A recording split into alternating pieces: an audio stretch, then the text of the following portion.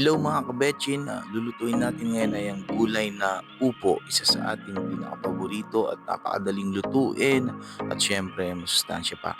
So upo ang pinakamagaling na gulay sa balat ng lupa at syempre always there, always the best supporting actress ang ating kamatis. So bago magsisimula ang lutuan, tayo muna ay magpapalatan.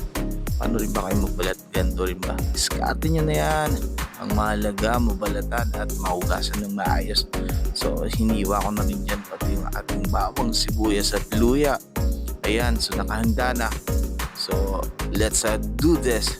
So, una sa lahat, kung mapapansin nyo, naglalagay ako ng asin dyan sa kawali para hindi masyadong tumalisik yung karne or actually talagang hindi tatalsik pag nilagyan mo muna ng asin. So, hinalo-halo mo muna yan and then syempre magmamantika yan. At atin naman yung babawasan bago natin simulan ang gisahan. Ayan, so halo-halo lang guys and gaya ng sabi ko, huwag niyo na akong tanungin kung ayun yung mauuna kasi sabay-sabay na silang magdadaay bawang sibuyas at luya. And then halu-haluin lang ulit natin hanggang sa maramdaman natin at maamoy na pwede nang ihulog ang ating marites. At sa bandang yan, antayin natin na mag-melt o magmukhang tomato sauce ulit ang ating kamatis. Oha! Mga apoy-apoy pa. Yari tayo mamaya neto sa landlord. Ha! Nagsayang ng gas. No, I'm just kidding.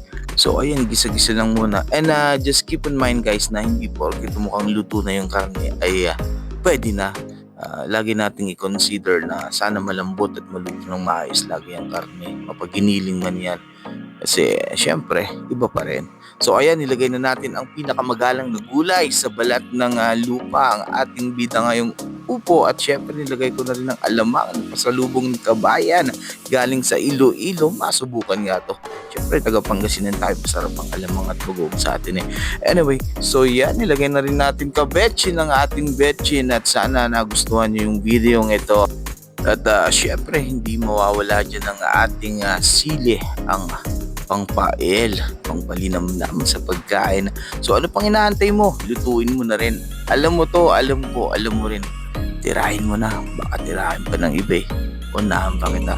Thank you for watching guys and see you again sa next video. Bye!